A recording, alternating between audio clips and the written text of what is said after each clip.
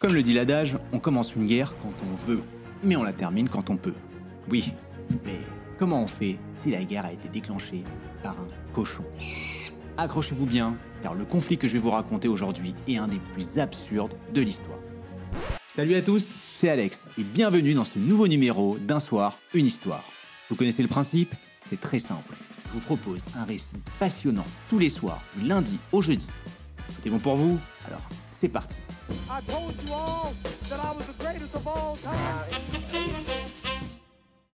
L'année 1859. Le lieu, les îles San Juan. Contrairement à ce qu'on pourrait croire, ce n'est pas au Mexique, mais plutôt à la frontière ouest entre les États-Unis et le Canada. Les îles San Juan sont un archipel situé dans l'état actuel de Washington et l'île de Vancouver au Canada. Sauf qu'aujourd'hui, les choses sont claires. Mais à l'époque, ce n'est pas la même histoire du tout.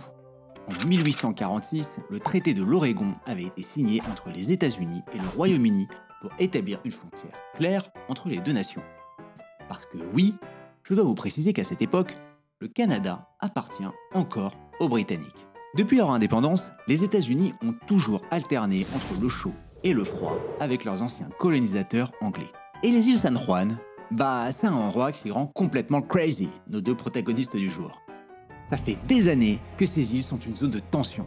On a pourtant essayé la diplomatie, mais ça n'a pas beaucoup aidé. Le traité de 1846 stipulait que la frontière passerait par le milieu du détroit. Mais le problème, le détroit en question comportait deux passages possibles. Le traité ne précisait pas lequel devait être pris en compte. Résultat, les deux pays revendiquent San Juan comme faisant partie de leur territoire. Faut aussi dire que la cartographie à cette époque, c'était pas de la valeur sûre.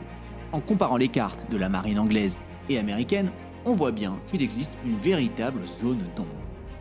Bon, maintenant, personne ne sait vraiment à qui appartient ces îles, mais hors de question de les laisser vides.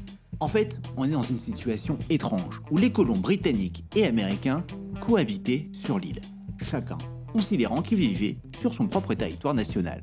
Les Britanniques, représentés par la compagnie de la baie d'Hudson, utilisent l'île comme pâturage pour leurs moutons et leurs porcs. Les Américains, quant à eux, étaient principalement des fermiers venus s'installer pour cultiver leur terre. Ouais, bon, il n'y avait pas foule au portillon non plus. En 1859, on dénombre entre 14 et 30 Américains qui y résident. Les autorités britanniques considèrent d'ailleurs qu'il s'agit de citoyens américains qui squattent illégalement. Vraiment, personne n'arrive à s'entendre dans cette histoire.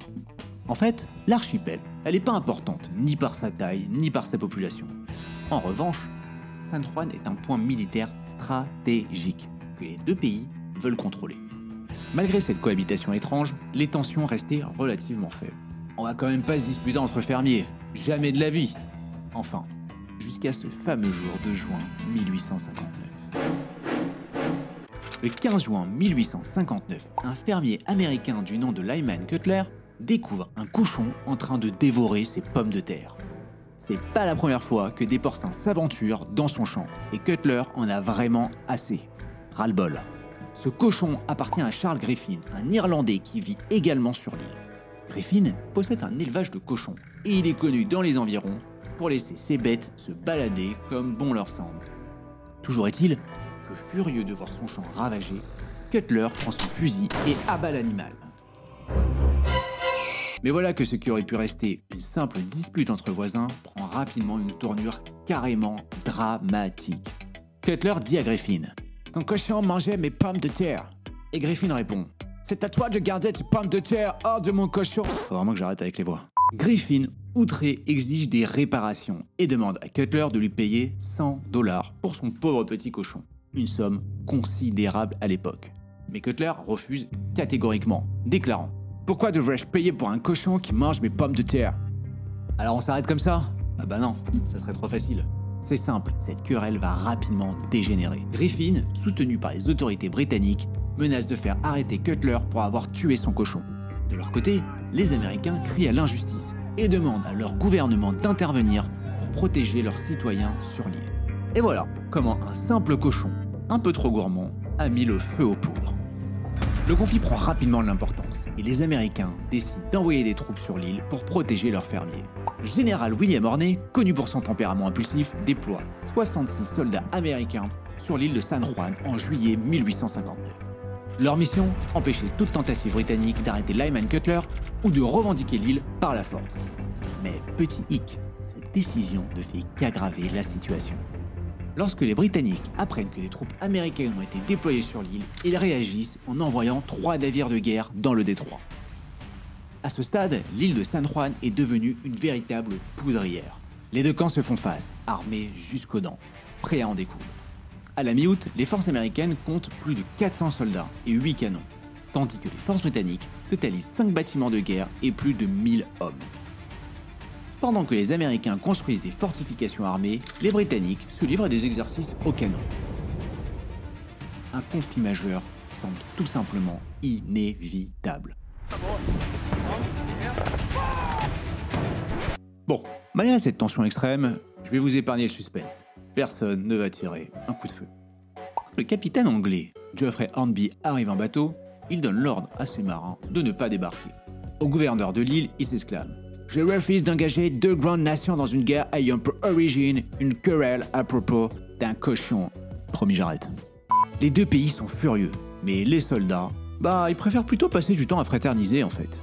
Ils organisent des matchs de cricket, partagent des repas et discutent autour de feux de camp. En fait, cette guerre prend bientôt les tournures d'une colonie de vacances.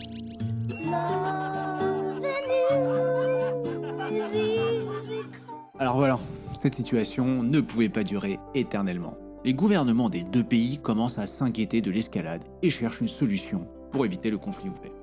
Il faut dire que, à Londres ou à Washington DC, tout le monde se demande si un simple cochon vaut vraiment tout ce grabuge.